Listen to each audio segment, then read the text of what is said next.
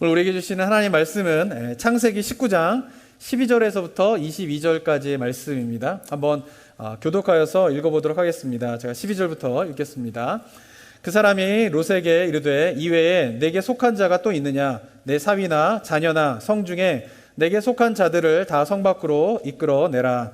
그들에 대한 부르짖음이 여호와 앞에 크므로 여호와께서 이곳을 멸하시려고 우리를 보내셨나니 우리가 멸하리라. 롯이 나가서 그 딸들과 결혼할 사위들에게 말하여 이르기를 여호와께서 이 성을 멸하실 터이니 너희는 일어나 이곳에서 떠나라 하되 그의 사위들은 농담으로 여겼더라. 동틀 때에 천사가 롯을 재촉하여 이르되 일어나 여기 있는 내 아내와 두 딸을 이끌어내라. 이 성의 죄악 중에 함께 멸망할까 하노라. 그러나 롯이 지체하매 그 사람들이 롯의 손과 그 아내의 손과 두 딸의 손을 잡아 인도하여 성 밖에 두니 여호와께서 그에게 자비를 더하심이었더라. 그 사람들이 그들을 밖으로 이끌어낸 후에 이르되 도망하여 생명을 보존하라. 돌아보거나 들에 머물지 말고 산으로 도망하여 멸망함을 면하라. 롯이 그들에게 이르되 내 주여 그리 마옵소서. 주의 종이 주께 은혜를 입었고 주께서 큰 은자를 내게 베푸사 내 생명을 구원하시오나 내가 도망하여 산에까지 갈 수 없나이다. 두렵건대 재앙을 만나 죽을까 하나이다. 보소서 저 성읍은 도망하기에 가깝고 작기도 하오니 나를 그곳으로 도망하게 하소서. 이는 작은 성읍이 아니니까 내 생명이 보존되리이다. 그가 그에게 이르되 내가 이 일에도 내 소원을 들었은즉 내가 말하는 그 성읍을 멸하지 아니하리니. 22절 함께 읽겠습니다. 그리로 속히 도망하라. 내가 거기에 이르기까지는 내가 아무 일도 행할 수 없노라 하였더라. 그러므로 그 성읍을 이름을 소알이라 불렀더라. 아멘. 네, 오늘은 한번 롯에 대한 이야기를 한번 나눠보도록 하겠습니다. 이 아브라함의 이야기는요, 이제 조카 롯이 차지하는 분량과 역할이 굉장히 큽니다. 아브라함의 이야기가 이제 창세기 12장부터 시작해서 25장까지 쭉 진행이 되게 되는데요. 그 12장에서 25장까지 13장에 걸친 아브라함의 이야기 가운데 롯이 등장하는 이야기가 4장에 걸쳐서 나오게 됩니다. 그러니까 아브라함 이야기 전체 속에서 한 4분의 1에 해당되는 그런 분량을 이제 롯의 이야기가 또 함께 하고 있다라고 하는 것이죠. 그러니까 성경은 아브라함이 처음에 갈대아우를 출발할 때부터 롯이 함께 이제 등장하게 됩니다. 그리고는 아브라함과 롯의 신앙을 계속 비교하면서 이제 이야기를 하고 있는 것이에요. 우리가 지금까지 이제 아브라함의 이야기를 살펴봤지만 아브라함도 그렇게 완벽한 사람은 아니었습니다. 불신앙의 모습을 보여줄 때도 있었고요. 그다음에 실수할 때도 있었습니다. 그런데 아브라함은 결국에는 믿음의 조상으로 남게 됩니다. 그런데 롯은 아브라함과 비슷한 출발점을 가지고 시작을 하지만 결국은 근친상간으로 하나님의 백성인 이스라엘 백성을 괴롭히는 그런 이방 민족의 조상으로 그냥 남게 되는 그런 모습으로 이제 끝나게 되는 것이죠. 그러니까 비슷한 그런 여정을 걷지만 결국은 완전히 상반된 그런 믿음의 결과를 낳게 되었다라고 하는 것을 우리가 주목해야 합니다. 자, 그러면서 롯의 도대체 어떠한 모습이 이러한 상반된 믿음의 모습을 가르게 되었는가, 그 부분에 대해서 오늘 한번 생각해 보기를 원합니다. 자, 첫 번째로요, 롯이 가지고 있는 신앙의 문제가 있었는데 그것은 뭐냐면은 롯은 하나님을 믿지 않은 것은 아니었어요. 롯도 하나님을 믿기는 믿었어요. 그런데 문제는 뭐였냐면은 하나님을 믿었지만 그의 삶의 관점에 변화가 없었다는데 그의 신앙에 문제가 있었던 것입니다. 자, 18장부터 시작된 소돔과 고모라 이야기가요, 19장에 걸쳐서 계속 이제 나오고 있습니다. 근데 아브라함의 이야기 이 전체 속에서 이방 민족의 멸망에 대해서 아브라함 이야기가 담고 있는 유일한 이유는 무엇 때문이냐면요, 그것은 바로 그 소돔과 고모라 땅에 아브라함의 조카 롯이 그곳에 살고 있기 때문에 이 이야기가 나오게 됩니다. 자, 그런데 아브라함의 조카인 롯이 이 소돔과 고모라 땅에 어떻게 정착하게 되었는가는 창세기 13장으로 다시 거슬러 올라가면은 거기서 이제 나오게 됩니다. 아브라함이 실수로요, 이제 어떻게 합니까? 불신앙으로 애굽 땅을 가게 됩니다. 그리고 애굽 땅에서 아내를 누이라고 속이는 그런 여러 가지 사건들을 겪게 되면서 다시 애굽 땅에서 나오게 될 때에 많은 재산을 가지고 이제 나오게 됩니다. 그리고 롯의 일행들과 아브라함의 일행이 정착한 곳이 어디냐면은 가나안 땅에 베델과 아이의 성 사이에 있는 곳에 이제 정착을 하게 됩니다. 그런데 이곳은 두 집안이 함께 있기에는 너무나 작은 곳이었어요. 그래서 서로 하인들 간에 다툼이 일어나게 되자, 그래서 아브라함이 이제 롯에게 제안을 합니다. 우리가 이제 더 이상 함께 할 수 없다. 이제 헤어져야 될 것 같다. 그런데 어떻게 선택권을 주냐면은 네가 좌하면 내가 우하겠고 네가 우하면 내가 좌하리라 라고 하면서 롯에게 먼저 선택권을 이렇게 주게 됩니다. 그리고는 선택권을 먼저 받은 롯이 이렇게 살펴보다가 자기가 고른 땅이 어디예요? 소돔과 고모라 땅을 골라서 그곳으로 향하게 됩니다. 자, 그런데 성경에서 이제 롯이 어떻게 소돔과 고모라 땅을 선택하게 되었는가에 대해서 13장 10절에서 이렇게 이야기를 하게 됩니다. 한번 13장 10절 한번 읽어볼까요? 시작. 이에 롯이 눈을 들어 요단 지역을 바라본즉 소알까지 온 땅에 물이 넉넉하니 여호와께서 소돔과 고모라를 멸하시기 전이었으므로 여호와의 동산 같고 애굽 땅과 같았더라. 네, 성경에서 롯이 소돔과 고모라 땅을 선택한 이유가 무엇 때문입니까? 그것이 뭐와 같다 그랬어요? 여호와의 동산 에덴과 같았다라고 하는 것이에요. 자, 근데 문제는 뭐냐면은 그 소돔과 고모라 땅이 여호와의 동산 에덴과 같았다라고 하는 것은 누구의 관점으로 그런 거예요? 하나님의 관점이 아닌 롯이 보기에 그랬다라고 하는 것이에요. 롯이 보기에 여호와의 동산과 같았기 때문에 그는 소돔과 고모라 땅으로 가게 되는 것이에요. 그런데 또 하나 주목해야 될 것은 뭐냐면은 롯이 생각한 여호와의 동산은 또 어떤 곳이었어요? 애굽 땅이었던 것이에요. 그것이 어떠냐면 여호와의 동산과 같고 또 어때요? 애굽과 같다라고 성경은 이야기하고 있어요. 그러면서 그곳을 선택하게 되었다라고 이야기를 하고 있는 것이죠. 아브라함과 롯이 애굽 땅에 들어가게 된 것은요, 불신앙으로 들어가게 된 것입니다. 애굽 땅에 가게 된 것은 하나님께서 원하셨던 것이 아니었어요. 그런데 롯은 그 땅에 들어가 보니까 롯의 애굽의 화려한 문명, 그리고 애굽에는 물이 풍부한데 그 물이 풍부한 걸로 말미암아 농사가 짓게 되고 많은 곡식을 추수하게 되면서 갖고 있는 그 풍요로움을 롯이 보게 됩니다. 그러면서 롯은 애굽을 뭐라고 생각하는 거예요?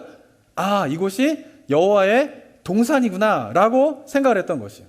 그러면서 하나님께서 명령하셔서 이제 애굽에서 아브라함과 롯이 나오게 되어서 가나안 땅에 정착하지만 아마도 가나안 땅에 정착한 롯은 여전히 어디를 그리워하고 있어요? 애굽을 그리워했던 것으로 보여지는 것이죠. 왜? 자기가 생각할 때는 그곳이 어떤 곳이에요? 여호와의 동산과 같았기 때문인 것이에요. 그래서 아브라함이 롯에게 네가 갈 곳을 선택하라 라고 했을 때에 롯이 찾은 곳이 어떤 곳이에요? 애굽과 같은 여호와의 동산을 찾았던 것이에요. 그런데 그곳이 어디였습니까? 물이 풍부한 베델과 아이 사이에 아브라함과 롯이 정착했던 곳은 물이 많지 않았어요. 그래서 척박한 땅이었어요. 그런데 소돔과 고모라 땅을 보니까 그것은 물이 풍부했던 것이에요. 그것은 마치 과거에 자기가 애굽에서 봤던 그런 곳과 거의 같았던 것이죠. 그리고 그것을 뭐라고 생각합니까? 아, 여호와의 동산이구나 라고 생각하면서 소돔과 고모라 땅으로 가게 되었다라고 하는 것입니다. 사랑하는 성도 여러분, 롯의 신앙의 문제가 무엇입니까? 하나님을 믿지 않은 것은 아니에요. 하나님을 믿기는 믿었어요. 그런데 하나님을 믿고 난 이후에 그의 삶의 관점은 바뀌지 않았다는 데 있다라고 하는 것입니다. 저는 우리 성도님들이 저는 이 부분에 대해서 한번 짚고 넘어가야 된다고 생각합니다. 사랑하는 성도 여러분, 하나님을 믿게 되어서 내가 그리스도인이 된다라고 하는 의미가 뭡니까? 그것은 삶의 관점을 바꾸는 것입니다. 그냥 하나님을 믿는다라고 하는 의미가 무엇이냐? 그것은 이제 더 이상 내가 내 눈에 좋은 것을 쫓아서 살아가던 인생에서 이제는 어떻게 하는 거예요? 하나님이 보시기에 좋은 것을 쫓아 살아가겠다라고 결정하여서 살아가는 사람들이 누구입니까? 바로 그리스도인이라고 하는 것입니다.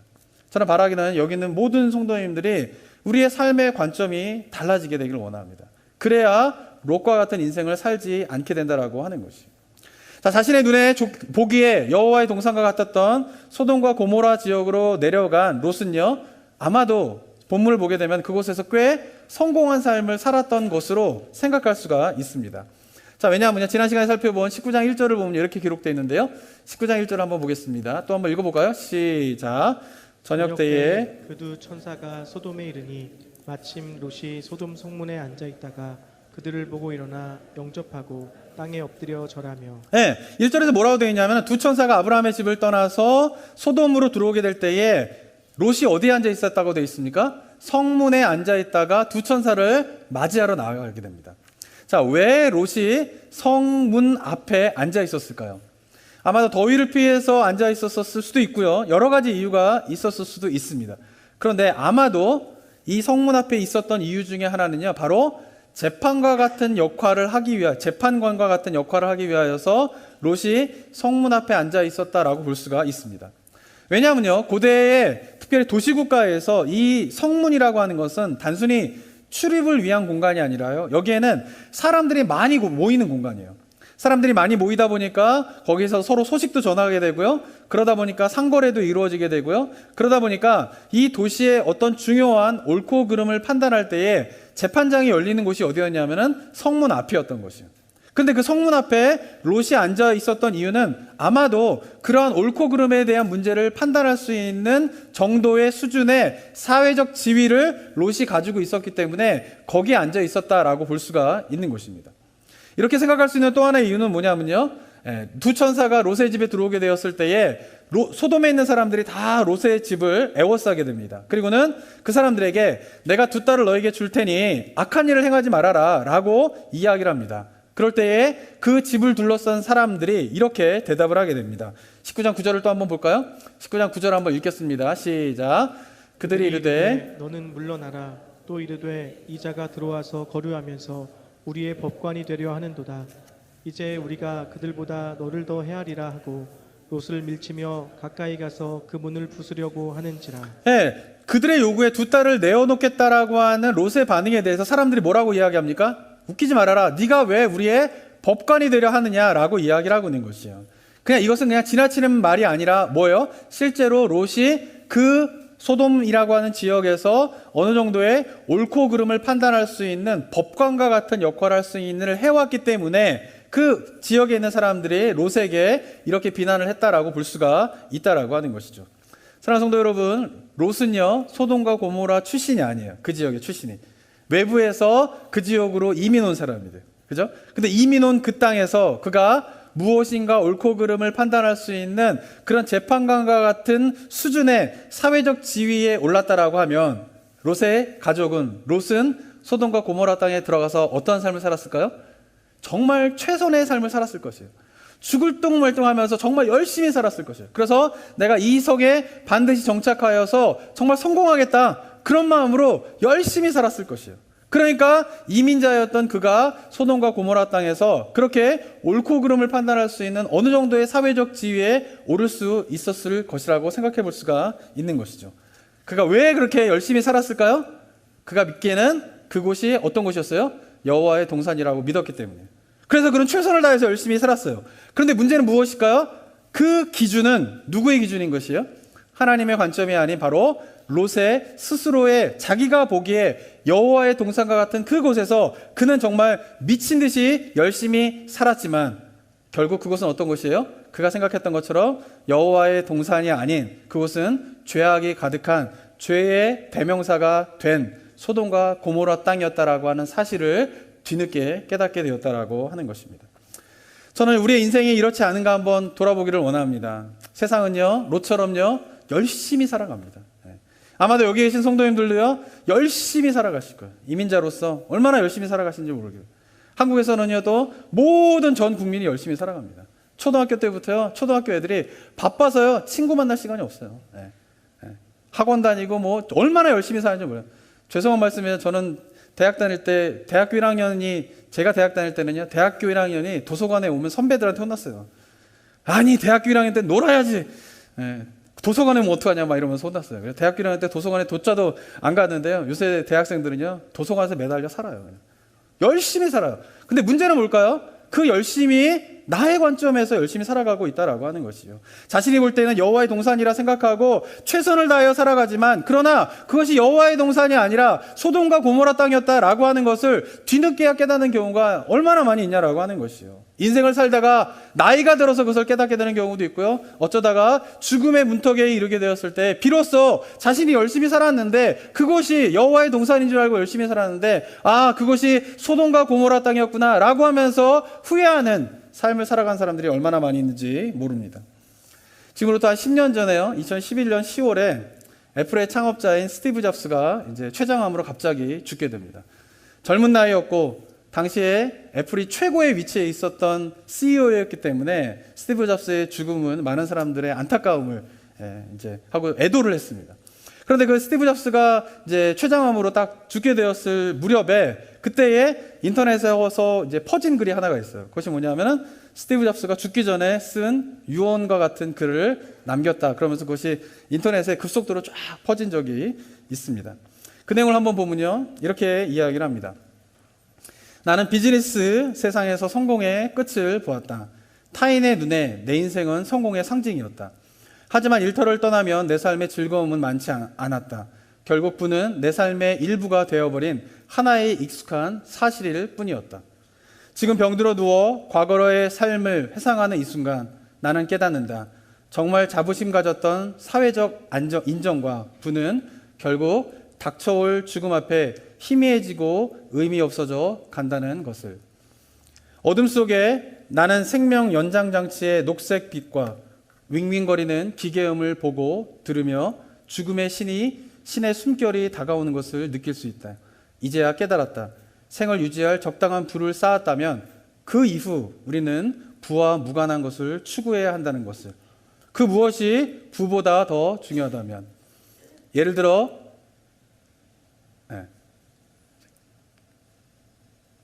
제가 지금 예를 들어 관계 아니면 예술 또는 젊었을 때의 꿈을 끝없이 부를 추구하는 것은 결국 나 같은 비틀린 개인만을 남긴다. 신은 우리에게 부가 가져오는 환상이 아닌 만인이 가진 사랑을 느낄 수 있도록 감각을 선사하였다. 내 인생을 통해 얻는 부를 나는 가져갈 수 없다. 내가 가져갈 수 있는 것은 사랑이 넘쳐나는 기억들 뿐이다. 그 기억들이야말로 너를 따라다니고 너와 함께하고 지속할 힘과 빛을 주는 진정한 부이다. 사랑은 수천 마일을 넘어설 수 있다. 생에 한계는 없다. 가고 싶은 곳을 가라. 성취하고 싶은 높이를 성취해라. 이 모든 것이 너의 심장과 손에 달려있다. 이 세상에서 제일 비싼 침대가 무슨 침대일까? 병들어 누워있는 침대이다. 라는 글을 남기게 됩니다. 사람들이요, 이것이 스티브 잡스가 죽기 전에 썼다라고 하는 이야기를 듣고요, 이 글을 굉장히 공감을 많이 했던 것 같아요. 그래가지고 인터넷에 이것이 막 급속도로 퍼지게 되고 많은 사람들이 공감을 하게 됩니다. 그런데 이 글은 스티브 잡스가 쓴 글이 아니었어요. 이게 잘못 알려진 거예요. 그런데 잘못 알려진 것이 드러나기 전에 이미 이것이 다 퍼졌어요. 그래서 지금도 스티브 잡스의 유언의 글 하면 이 글이 떠요. 영어로도 뜨거든요. 영어로도 먼저 퍼졌으니까. 그러니까 사람들이 이 글을 보면서 왜 스티브 잡스가 쓴 글이 아닌데, 그리고 스티브 잡스가 쓴 글이 아니다라고 하는 것이 되게 오래 기간 뒤에 밝혀진 게 아니에요. 이 글이 막 퍼지게 되자 곧 이어서 얼마 안 있어서 이건 스티브 잡스의 글이 아닙니다라고 하는 것이 밝혀져서 이제 퍼지게 되었거든요. 근데 그것이 드러나기 전에 짧은 시간이었는데 이것이 급속도로 이미 퍼져버릴 대로 다 퍼져버린 상태여서 일부 사람들은 이게 여전히 스티브 잡스가 쓴 글이다라고 생각을 하곤 한다고 합니다. 저는 이야기를 들으면서요, 왜 사람들이 이렇게 이 글에 대해서 이렇게 급속도로 이것을 퍼뜨렸을까요? 거기에 많이 공감했기 때문에 그런 것이에요. 그런데 그 공감한 글의 내용이 뭐예요? 결론적으로 본다면 스티브 잡스라고 하는 최고의 부를 가지고 최고의 명예를 가지고 최고의 성공을 가진 그 사람이 이야기하기를, 부를 가지게 되는 것은 어느 정도는 필요하지만 그러나 결국 그것이 행복을 가져다 주는 것은 아니다. 그래서 정말 인생에서 정말 중요하고 의미 있는 일은 뭐냐 하면은 사람이고 사람을 사랑하는 것이 중요하다라고 하는 이 내용이 뭐예요? 많은 사람들에게 공감되었던 것이에요. 그리고 그것을 최고의 현대의 부자인 그가 이야기했다. 그도 그런 생각을 했었을 것이다. 그가 아무리 부를 가지고 있었지만은 그도 이러한 삶에 대한 것을 살았을 것이다 라고 공감했기 때문에 이게 막 급속도로 퍼지게 되었다라고 하는 것이죠. 사랑하는 성도 여러분, 사람들은요 이미 다 알고 있어요. 무엇을요? 인생에서 돈이 어느 정도 필요하다라는 것은 인정하지만 그러나 결국 행복을 가져다 주는 것은 부가 아니라고 하는 것이죠. 인생에 정말 중요한 것은 사랑하는 것이고 사람이다라고 하는 것을 잘 알고 있어요. 그러니까 이것이 공감되어지고 퍼지게 된 것 아니겠어요? 근데 문제는 무엇일까요? 실제 사람들이 살아가는 삶의 인생을 보면은 그렇게 중요하다라고 생각하는 것을 쫓아서 살아가지 못하고 있다라고 하는 것이에요. 인간이 갖고 있는 한계가 뭐예요? 그것을 모르는 건 아닌데 결국 인생을 사는 그 현장 앞에서는 어떻게 해요? 자기 눈에 좋은 것을 쫓아서 살아가게 된다라고 하는 것이에요. 롯과 같이. 그래서 그런 삶을 살아가는 그 산 속에서 결국은 인생을 거기에 모든 걸 자기의 것을 다 쏟아붓다가 어느 순간 그것이 여호와의 동산이 아니라 소돔과 고모라 땅이었구나라고 하는 것을 뒤늦게 깨닫게 된다라고 하는 것입니다. 사랑하는 성도 여러분, 성도님들은 어떻습니까? 여기에 계신 많은 분들은 저보다 인생을 사신 분들이 더 여기 많이 계십니다. 아마도 인생을 살면서 정말 이것이 내 눈에 보기에 좋아서 열심히 최선을 다해서 살아본 경험이 있으실 것입니다. 그리고는 그것이 결국 여호와의 동산인 줄 알았는데 롯과 같이 소돔과 고모라였구나 라고 하는 것을 뒤늦게 깨닫게 된 인생의 경험이 또한 있으실 것입니다. 이제 어떻게 해야 될까요? 그렇다면 이제 어떻게 해야 될까요? 롯과 같은 인생을 만약에 우리가 살아왔다라고 하면 이제라도 늦지 않았어요. 이제부터 어떻게 됩니까? 하나님의 보기에 좋은 것을 쫓아 살아가는 것이 그리스도의 삶 가운데서 얼마나 중요한 것인가를 깨달으면서 내 눈에 보기에 좋은 것을 쫓아 살던 삶의 모습들을 끊어버리고 하나님이 보시기에 좋은 것을 따라서 살게 되는 삶의 모습을 지금부터라도 결단하고 살아가는 우리 성도님들이 되셨으면 좋겠습니다. 그래야 아브라함과 롯의 그 영적인 것은요, 굉장히 미묘한 데서 갈라지게 되는 것이에요. 둘 다 똑같이 실수하고 불신앙의 모습도 있었지만은 아브라함과 롯의 결정적인 차이는 뭐냐면 아브라함은 하나님이 보시기에 좋은 것을 쫓아 살아가서 그는 믿음의 조상이 되었고 롯은 하나님을 믿었고 아브라함처럼 실수도 하였지만 그러나 결국은 그는 자기 눈에 좋은 것을 쫓아서 살아가다가 결국은 불신앙의 대명사가 된 그 삶의 모습들을 우리가 기억하면서 지금부터라도 정말로 내 눈에 보기에 좋은 것을 쫓아 살아가는 것이 아니라 하나님 보시기에 좋은 것을 쫓아 살아가는 삶의 모습이 우리 성도님들의 삶의 모습이 되기를 주님의 이름으로 축원합니다. 자, 자기의 보기에 좋은 것을 쫓아 살지 않기 위해서는요, 우리가 한 가지 기억해야 할 한 가지가 또 있습니다. 그것은 뭐냐면은 머뭇거리는 삶을 살아서는 안 된다라고 하는 것이에요. 자신의 눈에 보기에 좋은 것을 쫓아서 소돔과 고모라 땅에 롯은 선택하여 살게 되었지만 그 죄악이 가득하여서 하나님의 심판을 당할 수밖에 없는 그 땅에서 벗어나와서 구원받을 기회가 주어지게 됩니다. 바로 그의 집에 찾아온 두 천사로부터죠. 그런데 롯의 집에 머물고 있던 이 두 천사가 이제 소돔과 고모라가 얼마나 악한지를 확인하고 난 다음에 이곳에 대한 심판을 행하기에 앞서서 롯에게 이 소돔과 고모라 땅에 자신들이 온 이유에 대해서 이렇게 설명을 하게 됩니다. 13절 14절 한번 읽어볼까요? 13절 한번 읽어보겠습니다. 시작. 그들에 대한 부르짖음이 여호와 앞에 크므로 여호와께서 이곳을 멸하시려고 우리를 보내셨나니 우리가 멸하리라. 롯이 나가서 그 딸들과 결혼할 사위들에게 말하여 이르기를 여호와께서 이 성을 멸하실 터이니 너희는 일어나 이곳에서 떠나라 하되 그의 사위들은 농담으로 여겼더라. 네, 천사들이 이제 소돔과 고모라 땅을 멸망시키려고 하는데 그 사실을 어떻게 해요? 롯에게 미리 알려주게 됩니다. 그러자 롯이 그 이야기를 듣자마자 빨리 집 밖으로 나가서 딸이 있는 곳에 그리고 딸과 결혼할 사위가 있는 곳으로 달려가가지고 어서 우리가 이곳을 벗어나야 된다. 이 소돔과 고모라 땅은 멸망을 당할 거야 라고 하는 사실을 알려주게 됩니다. 그런데 안타까운 것은 무엇일까요? 딸과 결혼할 사위는 그 말을 어떻게 여겼다고요? 농담으로 여겼다라고 하는 것입니다. 저는 이 사위들의 모습, 곧 소돔과 고모라 땅이 멸망할 것입니다 라고 하는 롯의 말을 농담으로 여기는 그 사위들의 모습이 바로 이 시대를 살아가는 많은 사람들의 모습입니다. 사랑하는 성도 여러분, 성경에 뭐라고 이야기하고 있습니까? 이 세상에 소돔과 고모라 땅이 멸망하는 것과 같이 뭐가 있다라는 거예요? 이 세상에는 심판이 있다라고 성경은 분명히 이야기를 하고 있어요. 우리 성도님들 그 사실을 믿으십니까? 세상은 믿지 않아요. 그런데 예전에는 믿지 않는 사람들도 이 세상에 종말이 올 거야 라고 하는 생각을 어느 정도 갖고 있었어요. 그래서 그런 생각을 갖고 있는 사람들에게 다가가가지고 우리가 심판을 당하게 될 건데 이 세상에 종말이 오게 될 건데 그것을 피할 길이 있습니다. 그것은 뭐냐? 바로 예수 그리스도를 믿는 것입니다. 예수 그리스도를 믿는 것이 구원의 방주이고 예수 그리스도를 믿는 것이 유일한 구원의 길입니다. 우리가 다 같이 예수님을 믿고 그 멸망과 심판에서 벗어나야 합니다 라고 교회가 외치고 그리스도인들이 외치면 사람들이 들었어요. 왜? 사람들은 기본적으로 뭐를 두려움이 있었기 때문에 이 세상에 종말이 올 것이구나, 심판이 올 것이구나 라고 하는 생각을 가지고 있었기 때문에 그들에게 그것에서 벗어날 길이 바로 예수 그리스도를 믿는 것입니다 라고 이야기하면 거기에 반응이 있었단 말이에요. 근데 더 이상 어떻습니까? 사람들이 반응이 없어요. 예수 그리스도만이 유일한 구원자이십니다, 예수 그리스도만이 우리의 구원을 가져다 줄 유일한 길입니다 라고 해도 사람들이 반응이 없어요. 이유가 무엇 때문일까요? 사람들은 더 이상 이 세상의 끝이 온다라고 하는 성경의 말씀을 농담으로 듣고 있기 때문입니다.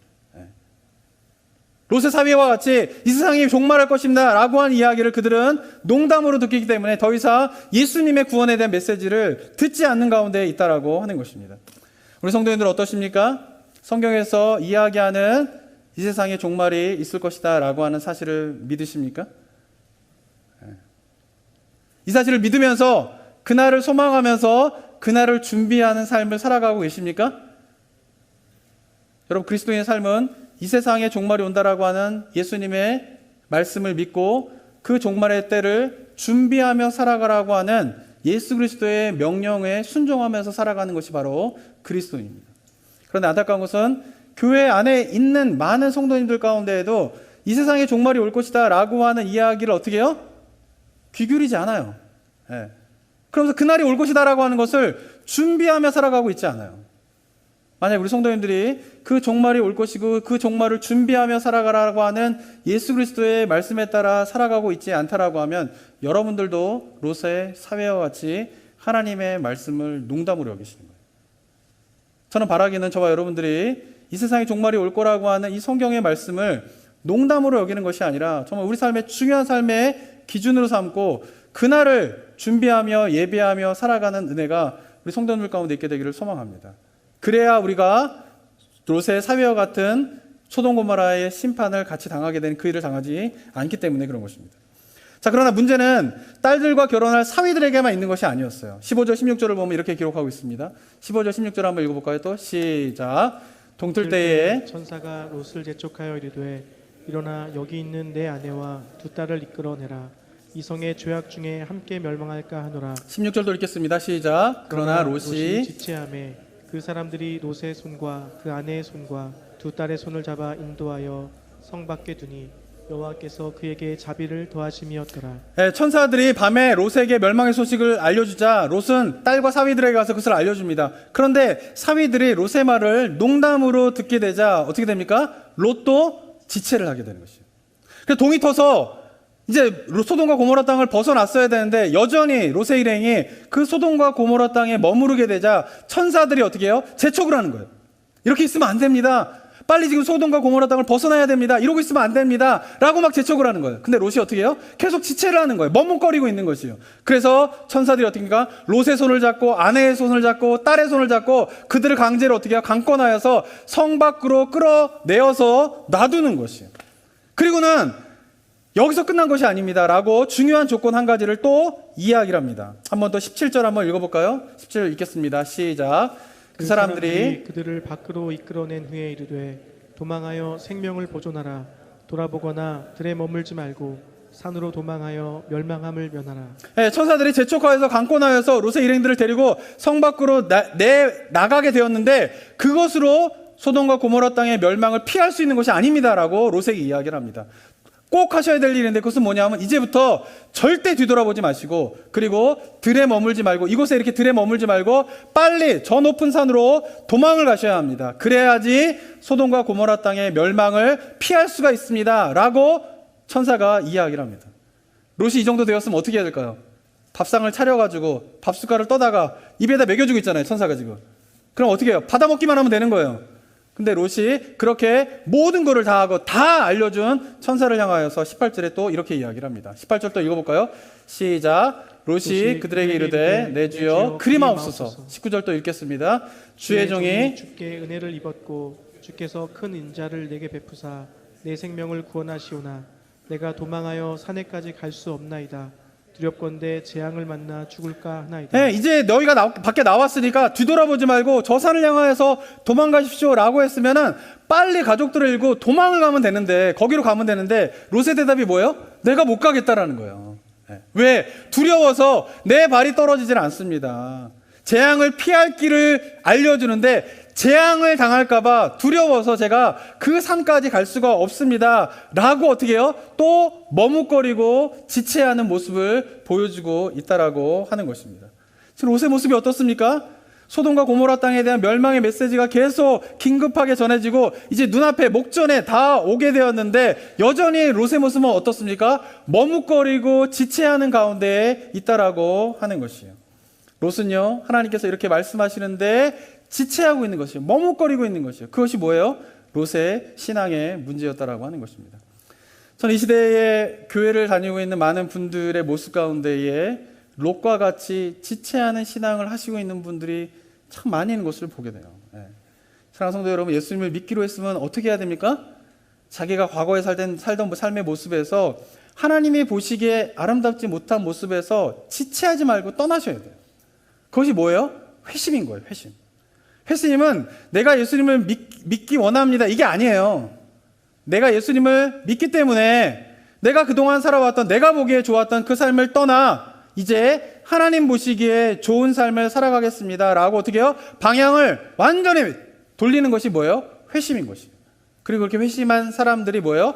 구원받은 것이고, 그렇게 회심한 사람들이 구원받았음을 성도님 앞에 의식적으로 하는 것이 바로 세례인 것입니다.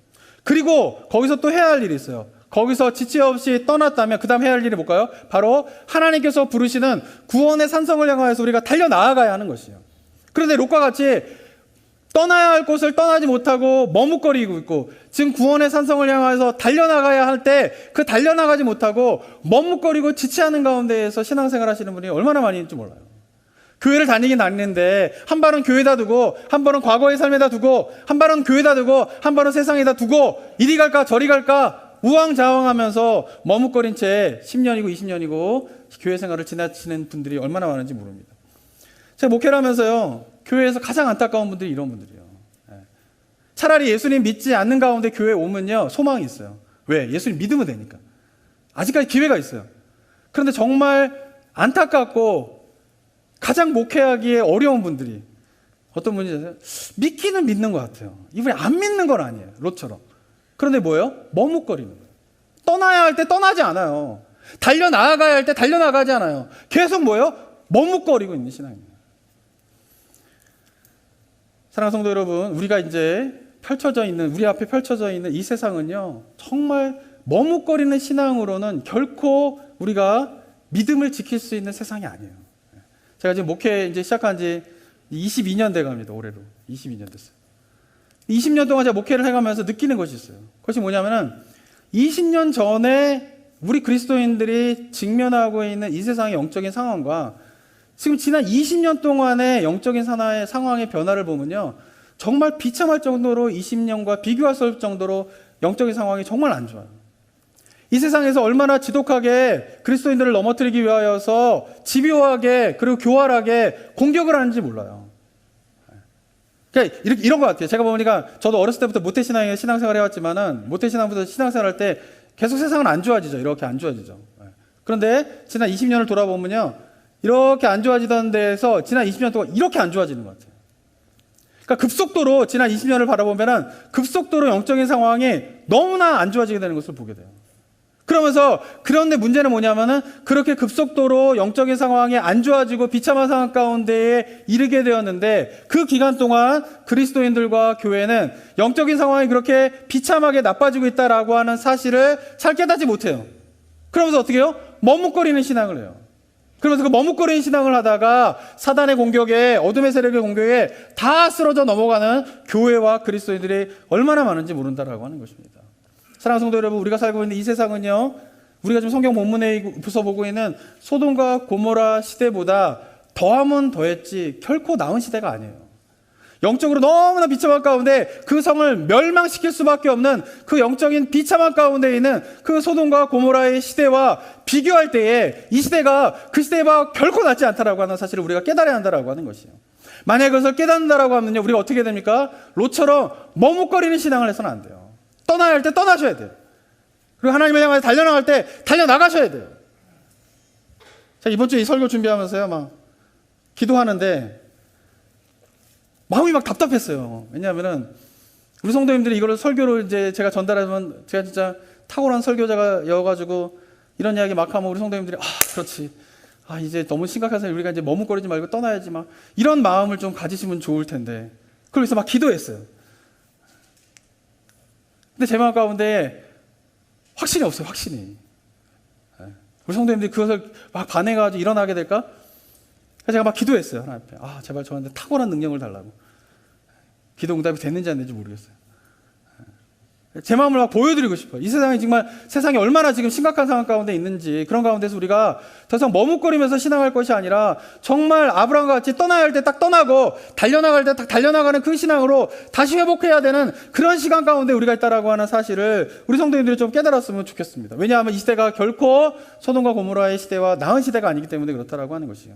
근데 목회를 하면서 이런 세대가 점점 영적으로 어두워지는 가운데에 성도님들의 모습을 볼 때 개인적으로 깨어서 주님 앞에 정말 기도하는 성도님들이 얼마나 되는지 제가 좀 알고 싶어요. 우리 성도님과 개인적으로 만나서 정말 개인적으로 얼마나 제가 마음 같아서는 한 명 한 명 다 찾아가가지고 정신 차리셔야 됩니다. 지금 기도하셔야 돼요. 매일 성경 읽지 않으시면 안 돼요. 예배 빠지시면 안 돼요. 막 이러고 얘기하고 싶어요. 근데 더 안타까운 건 뭐냐면요, 그런 세대가 점점 흘러가면서 성도님들이 뭐에 대한 소망을 잃어버리는 것이 안타까우면 교회에 대한 소망을 잃어버리는 것이 안타까워요. 교회는요 어떤 것입니까? 하나님의 구원의 역사의 통로예요. 성경 분명히 그렇게 이야기를 하고 있어요. 그래서 우리가 개인적으로 하나님의 마음을 알기 위해서 기도하고 말씀을 보는 가운데 주님을 만나는 시간을 갖게 되어서 하나님을 만나게 되고 하나님의 뜻을 알게 되면요, 반드시 그 마음 가운데 생겨야 되는 소망이 있어요. 그것은 뭐냐면 교회에 대한 소망이에요. 왜? 하나님께서 성경에서 하나님의 마음은 뭐냐면요, 이 어두운 시대 가운데에 구원의 역사를 펼치실 건데 소돔과 고모라와 같이 이 세상이 멸망당하더라도 그것으로 구원의 방주와 같은 것을 통하여서 사람들을 구원하실 건데 그 구원의 방주가 뭐냐라는 거예요. 교회란 말이에요. 교회. 근데 이 시대에 점점 교회에 대한 소망들이 사라지고 있어요. 교회를 다니고 있는 분들도 교회에 대한 소망을 막 꿈꾸면서 교회를 위하여서 이 교회가 구원의 방주로서 하나님의 구원의 마지막 시대에 우리가 감당해야 될 중요한 사명이다라고 그 교회를 향하여서 막 열정적으로 달려가는 그리스도인들이 얼마나 있는지, 세상은 교회를 향해서 점점 욕을 하게 되고 그 욕하는 소리에 그리스도인들도 하나님 앞에서 품어야 될 교회의 소망들을 잃어버리는 그런 모습들이 이 시대의 모습이 아닌가라는 생각을 많이 해보게 됩니다.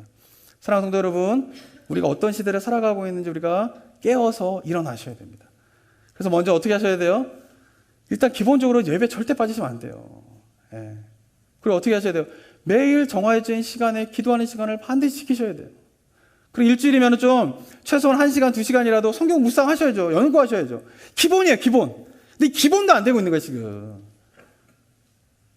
사랑하는 성도 여러분, 그 기본적인 거를 해나가면서 우리가 주님과 만나셔야 돼요. 매일 만나셔야 돼요. 그리고 만나는 가운데서 어떻게 하십니까? 그 주님의 마음을 깨달으면서 그 마음을 깨달았다면 우리가 떠나야 할 곳에서 반드시 떠나서 우리가 달려가야 할 구원의 산을 향해서 달려가게 되는 그런 신앙인의 모습이 저 여러분들의 삶의 모습이 되었으면 좋겠습니다. 저는 바라기는요, 제가 교회를 위해서 기도할 때마다요, 어떤 기도를 하게 되냐면요, 정말 이 주님의 마음, 교회를 향한 그 주님의 마음을 깨닫는 자들이 지금 있는 성도님들 가운데에서 일어나게 해달라고 기도해요. 그리고 또 이곳에 계신 성도님들 뿐만 아니라 각 교회마다 지금 얼마나 문제가 많고 상처받는지 몰라요. 저도 이해해요. 제가 평신도에도 어쩌면은 제가 가끔 교회의 어떤 모습들을 보면 저라도 진짜 교회 다니기 싫다 이런 생각이 들 수도 있겠다라는 일들이 주변에 너무 많이 일어나는 것도 저도 잘 알아요. 저도 목사지만은 정말 말도 안 되는 일들을 저지르는 목사들의 모습들 때문에 성도님들이 얼마나 상처받는지 너무나 잘 알아요. 그런데 그런 시대인 거를 우리가 알지만, 그러나 우리가 그것을 바라볼 게 아니라 하나님의 마음을 좀 바라봐야 되잖아요. 하나님의 마음은 뭐예요? 그래도 어떻게 하는 거예요? 교회를 통하여서 하나님의 구원의 역사를 이루어가겠다라는 거예요. 이 마지막 시대에 소돔과 고모라 같은 그런 멸망이 있을 거지만, 그러나 교회를 통하여서 그 어두운 시대에 하나님의 구원의 역사를 이루어가겠다라고 하는 그 주님의 마음이 교회에 담겨 있단 말이에요. 주님을 만나고 주님을 안다면은 그 교회를 향한 주님의 마음을 알게 되는 것이에요. 그래서 저는 기도하는 게 있어요. 제가 뭐냐면, 제가 우리 성도님들 제가 동원하지 않겠다. 제가 담임 목회하면서 다 선언한 게 있어요. 제 스스로 하나님 앞에서 제가 우리 성도님들 동원하지 않겠다. 목회자들이 보면 가끔가다 성도님들을 막 매니플레이트 하는 게 있어요. 동원하고 활용하려고. 제가 절대 그거 하지 않겠다고 하나님께. 다만 제가 기도하는 것은 성령께서, 하나님께서 그 마음을 불어넣어달라는 거예요. 그래서 제가 막 동원하고 매달리고 이래야 됩니다, 저래야 됩니다, 설교 때 외에는 안 할 거예요. 그런데 하나님 앞에서 주님을 아는 사람들이, 주님을 만나는 사람들이 주님의 마음을 알아가지고 교회에 대한 비전들을 가지고, 이 어둡죠, 교회에 대한 소망들 다, 교회가 무슨 소용이냐 사람들 다 이야기하더라도, 그런데 주님의 마음을 알아가지고 제가 교회를 위해서 헌신하겠습니다. 저를 위해서 헌신하지 마세요. 하나님의 마음을 알기 때문에 제가 하나님의 마음을 알기 때문에 교회를 위해서 교회를 세워가고 교회를 지키고 이 어두운 시대에 정말 구원의 방주로서 교회가 역할할 수 있도록 제가 주님 앞에 일어서겠습니다 라고 정말 하나님께서 움직이셔서 일어나는 교회가 되게 해달라고 기도하고 있어요. 그리고 그런 사람들이 모이는 교회가 해달라고 기도하고 있습니다. 모르겠습니다, 제 기도가 어떻게 응답될지. 바라기는 우리 성도님들 가운데에 제 설교로 인하여서 동원하지 마세요.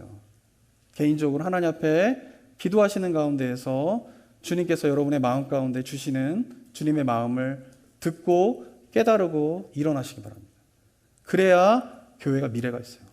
한 목회자가 열정적으로 뭔가 막 동원해가지고 으쌰으쌰 해가지고 교회가 막 일어나서 무너진 교회 얼마나 많이 봤습니까? 우리 주변에. 저희 교회는 그렇게 되면 안 돼요. 저는 그럴 능력도 없지만은 그러고 싶지도 않아. 다만 바라는 것은 뭐냐면 각자 우리 성도님들이 정말 제가 설교하고 예배를 드리는 가운데서 주님 앞에 주님의 마음을 깨닫는 것이 얼마나 중요한가를 깨달으면서 각자의 마음 가운데 주님의 생각들을 막 깨달은 자들이 일어나서 그 사람들이 함께 모여 예배 드리고 막 억지로 예배 오세요. 뭐 주일날 예배 드려야 되는데 이게 아니라 정말 주님의 마음을 맞는 사람들이 모여가지고 뭐 화려한 밴드가 있고 화려한 뭐 이런 게 있지 않아도 그냥 그 사람들이 함께 모여서 주님 앞에 찬양 드리며 나아갈 때에 그 찬양이 정말 천사들이 울리는 그런 찬양과 같은 그게 뭐예요? 그 예배고 그게 교회의 모습 아니겠습니까? 저는 그런 교회를 좀 소망합니다. 바라는 성도 여러분 깨어나셔야 돼요. 이 시대가 어떤 시대인가를 우리가 알고 정말 롯과 같이 머뭇거리는 신앙이 아니라 아브라함과 같이 떠나야 할 때 떠나야 하는 거예요. 아브라함과 롯의 차이는 거기에 있었던 거예요. 아브라함은 또 실수했어요. 불신앙이 얼마나 많았어요. 왜 이 사람을 사용하는지 이해가 되지 않아요. 그런데 아브라함의 다른 점은 뭐냐면 롯과 다른 점은 뭐냐면 아브라함은 그렇게 실수를 해서 잘못해서 애굽을 갔는데 애굽이 여기가 아니다. 너 여기서 떠나라. 그러면 애굽에서 아브라함은 떠났던 거예요. 롯은 잘못해서 소돔과 고모라 땅 갈 수 있죠. 사람이 어떻게 완벽합니까? 근데 거기에 가서 이제 여기가 여호와의 동산이 아니라 죄가 가득하여서 심판이 있을 그곳이다. 너는 떠나라. 그런데 떠나지 않는 거예요. 지체하고 있는 것이에요. 이런 모습이 우리의 모습이 되어서는 안 될 거라고 저는 생각합니다. 바라는 저와 여러분들이 정말 이 시대에 다시 한번 우리가 영적으로 일어나야 돼요. 코로나 시대가 정말 저는 기도하는 것은 교회가 본질로 돌아갈 수 있는 너무나 좋은 기회다는 생각이 들어요. 성도님들이 본질로 들어가서 정말 내가 예수님하고 한번 씨름하여서 안 만나보신 분, 예수님 못 만났다고 하시는 분들도 계시더라고요. 제가 예수님 만나셔야 됩니다. 하나님 만나셔야 된다 그러면은 못 만나신 분 얼마나 기도하셨어요? 예배당에 와서 얼마나 부르짖으셨어요? 한 번도 기도하지 않는데 제가 이 본문을 보면서 느끼는 게 뭐냐면 롯을 위해서 아브라함이 얼마나 기도를 합니까? 근데 롯이 움직이지 않으니까 그 기도가 응답되지 않아요. 제가 여러분을 위해서 열심히 기도할 거예요. 저도 열심히 기도하는데 여러분들이 움직이지 않는다면은 어떻게 되겠어요? 안 된다고요. 아브라함이 기도했는데 롯이 안 움직이니까 소돔과 고모라 땅에 기도 응답을 못 받잖아요. 그냥 멸망당하는 거 아니에요. 저 바라기는 여러분들과 제가 정말 합심하여서 그런 일들이 일어나기도 원해요. 주님 만나기 원하십니까? 하나님 좀 만나겠다고 생각 드세요? 예배당에서 기도하세요. 집에서 안 되면 와서 기도하세요. 새벽에 나와서 기도하세요. 평일날 안 되면 토요일날 나와서 기도하세요. 오셔가지고 10분이건 20분이건 30분이건 기도하세요. 그것부터 출발이 되지 않으면은 우리는 롯과 같이 머뭇거리다가 소돔과 고모라의 멸망 가운데 함께 멸망당하는 그런 비참한 인생을 살아갈 수 있다라고 하는 영적인 위기감을 가지고 나아가는 우리 성도님이 되셨으면 좋겠습니다. 사랑하는 성도 여러분, 제 말이 지금 협박으로 들리십니까? 저는 막 소망이 생겨요. 바라기는 우리 그런 어두운 시대를 막 볼 때에 절망이 되는 게 아니라요. 그리스도의 복음을 아는 사람은요. 하나님의 마음을 아는 사람, 이 시대가 어둡다라는 것을 뼈저리게 느껴서 거기에 대한 애통함이 있는데 하나님의 마음을 아는 사람들은요. 그 속에서 주님의 소망을 붙잡는 게 일어나게 돼 있어요. 비참함을 보면 볼수록 어떻게 그 속에서 소망을 가지고 일어나게 됩니다. 바라기는 오늘 이 시간 이후에 성도님들이 그 비참한 현실을 바라보지만 그러나 그 속에서 하나님의 소망을 가지고 정말 일어나는 그런 은혜가 우리 성도님들 가운데 있게 되길 소망합니다. 각자의 삶 속에서 각자의 기도 시간에서 주님을 꼭 만나세요. 주님을 만나야 우리 인생이 변화가 됩니다. 그런 은혜가 우리 성도들 가운데 있게 되기를 주님의 이름으로 축원합니다. 기도하겠습니다. 이 시간 기도하며 나아갈 때 사랑하는 성도 여러분, 이 땅에 살아가고 있는 시대가 얼마나 비참한 시대인데 우리가 좀 봐야 돼요. 소돔과 고모라 시대 더하면 더했지 결코 덜한 시대가 아닙니다. 하나님 이 시대를 살아갈 때에 우리가 머뭇거리는 신앙을 살아가서는 우리의 믿음을 지킬 수 없어요. 사랑하는 성도 여러분, 제가 계속 도전하지만 일단 주님을 좀 만나셔야 됩니다. 매일 주님 앞에 기도하며 나아가시기 바랍니다. 안 되면 교회 오세요. 예배당에 와서 기도하세요. 저한테 부탁하세요. 함께 기도해달라고. 같이 기도할게요. 붙잡고 같이 기도할게요. 그리고 주님 앞에서 정말 주님을 만나는 가운데 주님의 마음을 깨달아 이 시대의 비참함을, 영적인 비참함을 슬퍼하시는 하나님의 애통함을 깨닫는 우리 성도님이 되길 원합니다. 그러나 그 비참한 애통하면서도 그 속에서 여전히 교회를 통하여서 하나님의 구원의 역사를 이루어가고자 하는 하나님의 놀라운 소망들을 품으며 헌신하며 떠나 지체하지 않고 구원의 산성을 향해서 달려가게 되는 은혜가 우리 성도님들 가운데 있게 되기를 원합니다. 우리가 그 마음을 담아서 주님 앞에 고백하며 결단하며 하나님 앞에 나아가며 기도하는 시간 갖도록 하겠습니다. 함께 기도하도록 하겠습니다.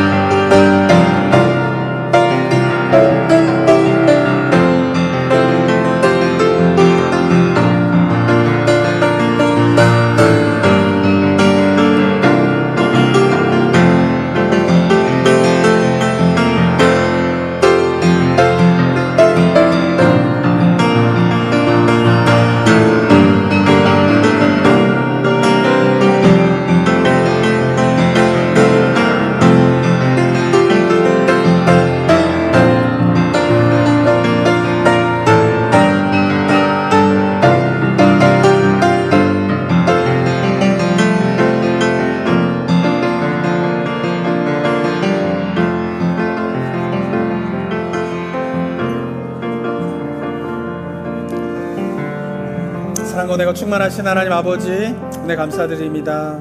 하나님, 우리를 구원하여 주시고 말씀하시고 예수 그리스도의 이름으로 나에게 나오면 내가 너의 기도를 들겠다. 예수 그리스도의 이름으로 나오면 내가 너의 죄를 가리우고 너의 기도에 응답하겠다라고 약속하시는 하나님의 이 마음을 깨달아 나아가는 주의 백성들 되게 하여 주시옵소서. 이 어두운 시대 속에서 정말 소돔과 고모라와 같은 비참한 영적인 시대 속에를 우리가 살아가고 있습니다. 하나님, 그러나 이것이 얼마나 비참한지도 깨닫지 못한 채 머뭇거리며 신앙생활하고 있는 것이 우리들의 모습이라면 주의 시간 다시 한번 결단하며 떠나야 할 곳에서 떠나 우리가 주님께서 부르시고 있는 구원의 산성을 향하여서 달려나가는 우리 성도님들 되게 하여 주시옵소서. 무엇보다 주님 앞에서 우리가 깨어 기도하는 자 되게 하시고 개인적으로 주님 앞에 기도하며 나아갈 때에 우리의 영혼을 만지사 우리의 마음을 만지사 주님과 만나는 그 기쁨을 누리는 우리 성도님들 되게 하여 주시옵소서. 그런 가운데에 누가 동원하고 누가 마음을 아버지 그렇게 움직이는 것이 아니라 오직 성령의 주시는 마음과 성령께서 말씀하시는 것에 따라 주님의 마음을 가지고 일어서는 주의 백성들 되게 하여 주시옵소서. 그래서 이 비참한 시대를 바라보며 슬피 울며 애통하는 주님과 같이 울며 애통하는 자 되게 하시고, 그러나 그 속에서 이 땅을 포기하지 않으시고 이 땅을 사랑하사 독생자 예수 그리스도를 보내셔서 하나님 나라 백성을 세워 교회를 통하여서 하나님의 구원의 역사를 이루고자 하는 주님의 마음을 깨달아 그 주님의 뜻에 헌신하며 일어나는 교회가 나성북부교회 되게 하여 주시옵소서. 여기 있는 성도님들이 주님의 마음을 깨달아 일어나는 주의 백성 되게 하시고, 그런 마음을 깨달아 정말 이 시대 속에서 하나님의 구원의 역사를 이루기 위하여 함께 힘을 모으고 헌신하기 원하는 주의 백성들이 모이는 교회가 나성북부교회 되게 하여 주시옵소서. 주님, 이 교회가 한 사람에 의해서 이끌어가는 교회가 아니라 오직 성령의 인도하심과 하나님의 인도하심을 따라 나아가는 교회가 될 수 있도록 주여 우리가 깨어 주님 앞에 기도하는 주의 백성들 되게 하여 주시옵소서. 감사드리며 예수 그리스도의 이름으로 기도드립니다. 아멘.